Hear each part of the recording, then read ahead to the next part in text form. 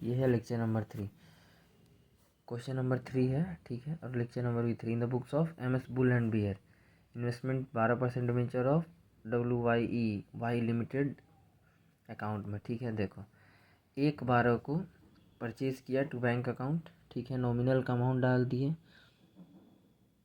10 lakh, interest 20,000, और इधर amount आ रहा है 10,20,100। अभी कैसे आ रहा है पीछे वर्किंग नोट में देखेंगे, ठीक है। तो आप पहले वर्किंग नोट से ही सबसे पहले डील करते हैं। देखो परचेज करते टाइम में पे किया इंटरेस्ट, ठीक है, फर्स्ट, ठीक है। 10 लाख का 12% into October and November month का दिया है। क्वेश्चन कहाँ है सर? क्वेश्चन ये रहा, ठीक है। बुक का पेज नंबर 7.9 पे है, वाई लिमिटेड, ठीक है। इंटरेस्ट पे किया खरीदते टाइम में 2 मंथ का 20,000, ठीक है। Purchase cost since x interest का केस है 10,000 बॉन्ड है, ठीक है। और 101 का डील है ना। 10,000 डिबेंचर खरीदा है 101 एक्स इंटरेस्ट में, ठीक है। प्लस ब्रोकरेज का रेट लगा 1%, तो 10,100, ठीक है। 10,000 इस तरह से हो जाता है 10,20,100, ठीक है। फिर सेल करते टाइम में मिला है इंटरेस्ट, ठीक है।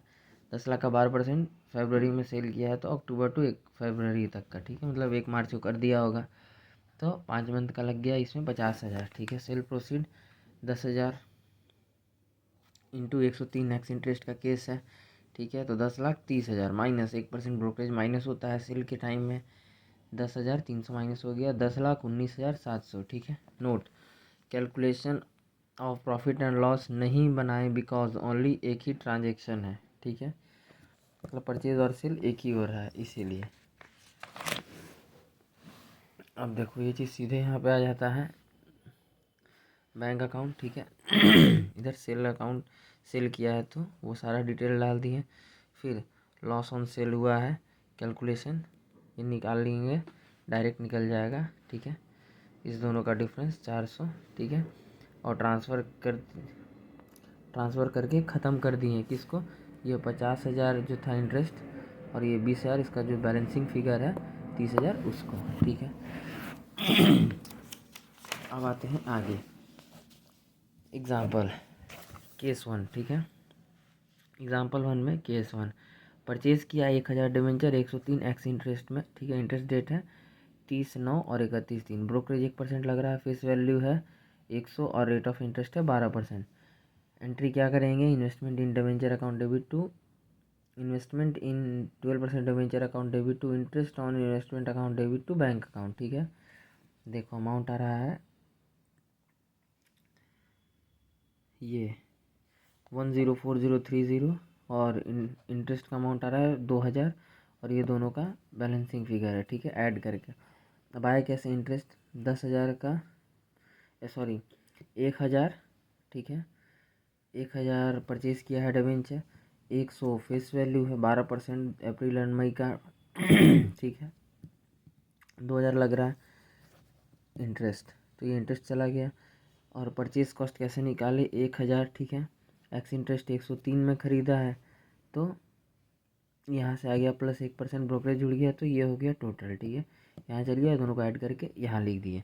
ये था केस क्या चीज़, परचेज 1,000 डिबेंचर 103 एक्स इंटरेस्ट में। और यही ट्रांजेक्शन अगर होता कम इंटरेस्ट का तो क्या होता, देखो तो ये जो अमाउंट यहाँ था, ठीक है, 10, 40, 30, ये आ जाता यहाँ पे, ठीक है। कैसे देखो, सबसे पहले कॉस्ट निकालते हैं, परचेज कॉस्ट, ठीक है। 1,000 इंटू कम इंटरेस्ट का केस है, तो क्योंकि इंटरेस्ट इसी में जुड़ा हुआ है तो इंटरेस्ट भी कैलकुलेट करते हैं, ठीक है। इंटरेस्ट देखो वर्किंग नोट नंबर 2 2,000 इंटरेस्ट आया, 2,000 माइनस किए तो 10,000, तुम्हारा ये आ गया 1,01,000, ठीक है। फिर ब्रोकरेज ऐड कर दिए 1% इसका, तो 10-30, तो 10-20-30 आ गया, ठीक है। ये यहाँ चल गया, इंटरेस्ट यहाँ हो गया, दोनों को ऐड करके यहाँ लिख दिया बैलेंसिंग फिगर, ठीक है। अब देखो क्या लिखा है, इफ़ क्वेश्चन कुछ ना बोले तो जनरली ऐसा ही होता है। इफ़ क्वेश्चन कुछ ना बोले तो जनरली ऐसा ही होता है, ब्रोकरेज ट्रांजेक्शन पे लगेगा, ठीक है, दैट इज़ इसी अमाउंट पे, ठीक है, 1,03,000 रुपये, ठीक है। 1,01,000 पर इस पर नहीं लगेगा। इसका केस क्या है, ये है केस 3, केस 3 है ये, ठीक है। ट्रांजेक्शन 103 कम इंटरेस्ट ही है, ट्रांजेक्शन अमाउंट यही है, ठीक है, 103 वाला ही, लेकिन ब्रोकरेज जो लग रहा है वो एक्स इंटरेस्ट प्राइस पे लगेगा। तब देखो क्या होता है, परचेज कॉस्ट 103 कम इंटरेस्ट में निकाले, वैसे ही इंटरेस्ट निकाले वैसे ही, ठीक है। एक्स इंटरेस्ट अमाउंट आ गया तुम्हारा, एक्स इंटरेस्ट अमाउंट, ठीक है, 1,01,000 प्लस ब्रोकरेज लग रहा है 1% का, ठीक है, इसका 1%, 10-10, तो ये हो गया 10, 20 और 10, ठीक है। अब कैसे लगा सर, देखो यहाँ पे क्या लग रहा था, ब्रोकरेज इस पे लग रहा था, इस वाले पे, ठीक है। लेकिन तो ये कौन सा डील था, कम इंटरेस्ट, और ब्रोकरेज लग रहा था कम इंटरेस्ट रेट में ही, लेकिन ट्रांजैक्शन हुआ है कम इंटरेस्ट में और ब्रोकरेज लग रहा है एक्स इंटरेस्ट प्राइस में। तब ऐसे होता है, एक्स इंटरेस्ट प्राइस क्योंकि ये है तो इसी का 1%, ठीक है, मतलब इंटरेस्ट माइनस करने के बाद जो अमाउंट आता है ये एक्स इंटरेस्ट प्राइस है। क्वेश्चन में लिखा है कि सिर्फ ब्रोकरेज लगेगा एक्स इंटरेस्ट पे, बाकी ट्रांजैक्शन कम इंटरेस्ट है, तो ऐसे डील करना। अब एक और एग्जांपल है, ठीक है, एग्जांपल 2, ओपनिंग है 5,000 डिबेंचर, फेस वैल्यू ये 100, कॉस्ट है इसका 5,20,000, ठीक है। इंटरेस्ट मिलता है इस दोनों डेट को, इंटरेस्ट रेट ऑफ इंटरेस्ट है 12%। तो देखो ओपनिंग बैलेंस आ गया 5,000 का, ठीक है, 5,000 इंटू 100 करके आ गया 5,20,000, कॉस्ट उठा के यहाँ से यहाँ लिख दिए, ठीक है। फिर कंपनी से मिला इंटरेस्ट 30 तारीख को 30,000, ये रहा कैलकुलेशन, ठीक है, 5,00,000 का 12% इंटू 6/12, ठीक। फिर कंपनी से मिला इंटरेस्ट 3 तारीख को, ये वाला वो यहाँ लिख दिए। फिर इसको क्या किए, 2P&L ट्रांसफ़र करके ख़त्म कर दिए, ठीक है, ये वाला इंटरेस्ट अमाउंट को, ठीक है। फिर क्लोज कर दे रहे हैं क्लोजिंग साइड का बैलेंस, ये वाला 5,00,000 इधर ही 5,00,000 कर दिए, 5,20,000 5,20,000 ख़त्म हो गया। ये है एक एग्जाम्पल नंबर 2। अब आप समझते हैं एग्जाम्पल नंबर 3। ये क्या चीज़ का केस है सर, ये है अक्रूड इंटरेस्ट का केस।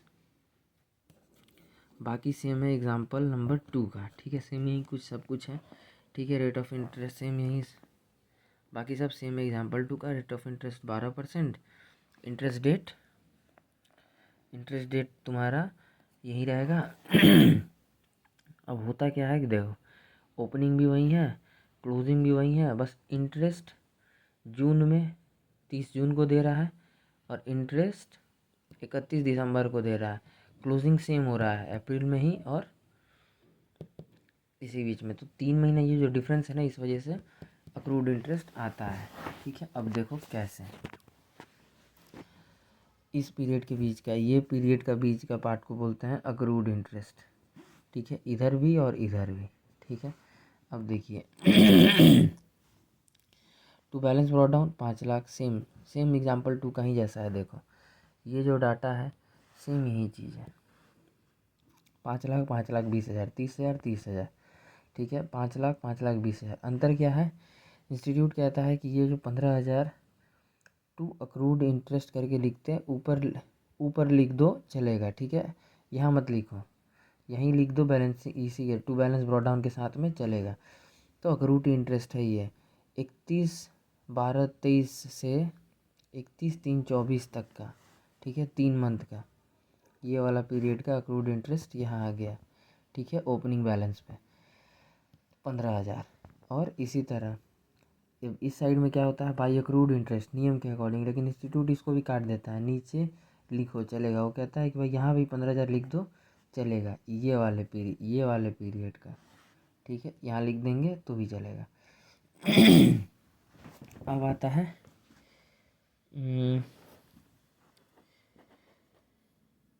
वही चीज़ है, क्लोजिंग एंट्री, ओपनिंग एंट्री और इसका क्लोजिंग एंट्री। अक्रूड इंटरेस्ट क्या होता है, अक्रूड इंटरेस्ट एक एसेट है ये, ठीक है, कोई दिक्कत नहीं है इसमें। और ये ये अक्रूड इंटरेस्ट ओपनिंग में जाता है आगे वाला, और क्लोजिंग में जाएगा ये पीरियड का इंटरेस्ट अक्रूड इंटरेस्ट, ठीक है। ये वाला note in short, opening and closing में अक्रूड इंटरेस्ट कब आएगा, ठीक है, जब interest date and financial year, वहीं क्लोजिंग और ओपनिंग और क्लोजिंग, ठीक है, में डिफरेंट होगा, ऐसे ही, ठीक है। यहाँ मिला तो ये पीरियड पे नहीं मिला ना, बस यही चीज़ जो ड्यू हो जाता है, ठीक है। ठीक है, अब आते हैं क्वेश्चन नंबर 4 क्लास का, ठीक है। The books of mister Z, 1/1/21 से लेके 31/12/21 तक का, ये आपका सर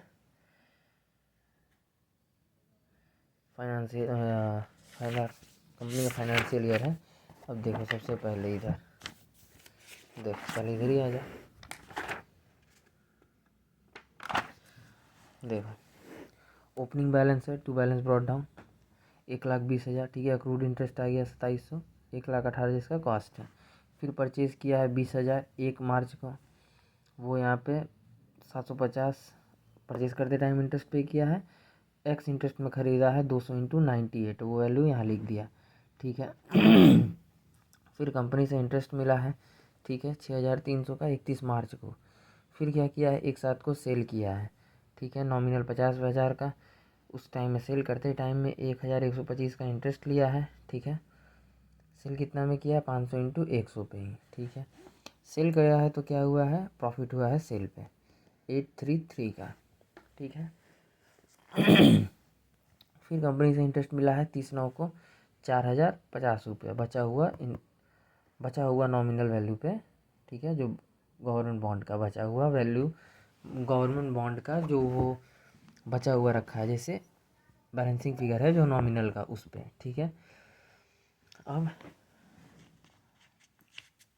फिर देखो यहाँ देखते हैं, फिर परचेज़ किया 15,000, ठीक है, 1/10 को परचेज़ किया है, इंटरेस्ट नील है, देयरफॉर कोई इफेक्ट नहीं पड़ेगा क्योंकि डील एक्स इंटरेस्ट है, ये इंटरेस्ट नील है, देयरफॉर कोई इफेक्ट नहीं पड़ेगा कि डील एक्स इंटरेस्ट है या कम इंटरेस्ट है, क्योंकि ठीक एक दिन पहले ही कंपनी से इंटरेस्ट मिला है, ठीक है, और परचेज़ किया अगला दिन, तो कोई दिक्कत नहीं है। 150 परचेज़ किया है 98 में, तो इतना आ गया वो, ठीक है। और फिर 1/11 को क्या किया है, सेल कर दिया है, ठीक है। 30,000 का सेल किया है, 225 इंटरेस्ट लिया है, और सेल वैल्यू 29,700 आया है, ठीक है। फिर इस सेल के दौरान क्या हुआ है, प्रॉफिट हुआ है सेल पे 200 का, वो लिख दिया है, ठीक है। फिर बैलेंसिंग फिगर किया है इस साइड को, ठीक है, बैलेंसिंग फिगर हो गया। फिर इस साइड का क्या किया है, अक्रूड इंटरेस्ट निकाला है, ठीक है।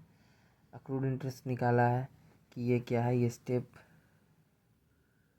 2 होगा, ये स्टेप 1 होगा, ये 3 होगा, ठीक है, क्योंकि ये पहले बैलेंसिंग फिगर किया, फिर ये अक्रूड इंटरेस्ट निकाला इसके ऊपर, ठीक है, तब ये इसको बैलेंसिंग फिगर किया, ठीक है, और लास्ट में एट द एंड ये वाला बैलेंसिंग फिगर निकाला है स्टेप 4।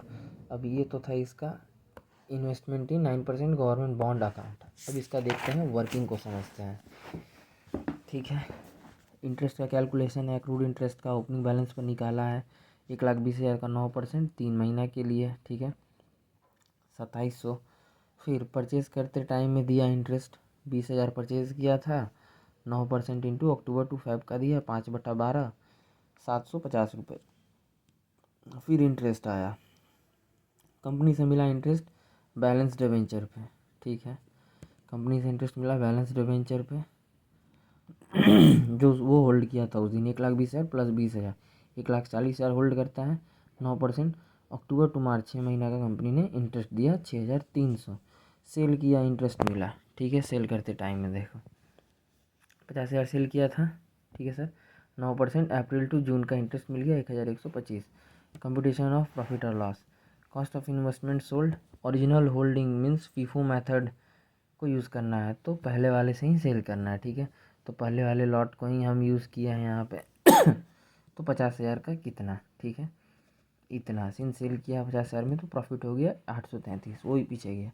फिर कंपनी से इंटरेस्ट मिला है बैलेंस डिवेंचर पे इंटरेस्ट, ठीक है 90,000, 1,40,000 टोटल था, 50,000 सेल कर दिया, ठीक है देखो 1,40,000 है, 50,000 सेल किया है यहाँ पे, तो यहाँ बच रहा है तुम्हारे पास 90,000, मतलब मेरे क्लाइंट के पास। तो अप्रैल टू सितंबर का 6 महीने का कंपनी ने इंटरेस्ट दिया 4,050 रुपये, सेल किया इंटरेस्ट मिला 30,000, फिर से सेल कर दिया 9%।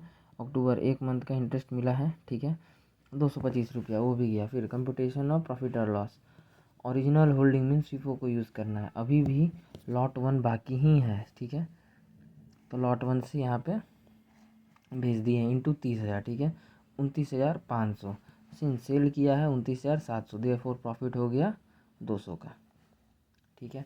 अब आता है बात इंटरेस्ट, अक्रूड इंटरेस्ट का यही कैलकुलेशन जो लास्ट वाला अक्रूड इंटरेस्ट, 75,000 होल्डिंग बचा है, 9% इंटू 3/12, अक्टूबर टू दिसंबर का 1688, देखो ये वाला अक्रूड इंटरेस्ट 1688, 75,000 ये बैलेंस पे 75,000 पे अक्रूड इंटरेस्ट निकाला लास्ट वाले में यहाँ पे, ठीक है चलिए ओके, थैंक यू।